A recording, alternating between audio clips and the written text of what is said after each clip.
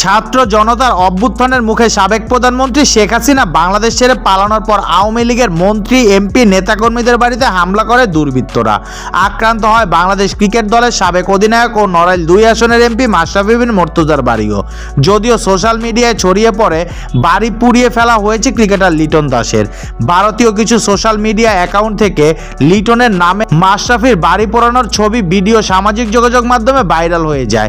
এতে অনেকে সামাজিক যোগাযোগ মাধ্যমে বিষয়টির তীব্র নিন্দা জানায়, বাংলাদেশের মানুষ সম্পর্কে বিরূপ মন্তব্য করেন। যদিও পরে দেশটির অনেক মিডিয়া সত্যটি তুলে ধরে। এবার মুখ খুললেন খোদ লিটন দাস। গতকাল দুপুরে নিজের ফেসবুক এক বার্তায় গুজবে কান না দিতে অনুরোধ করেন লিটন।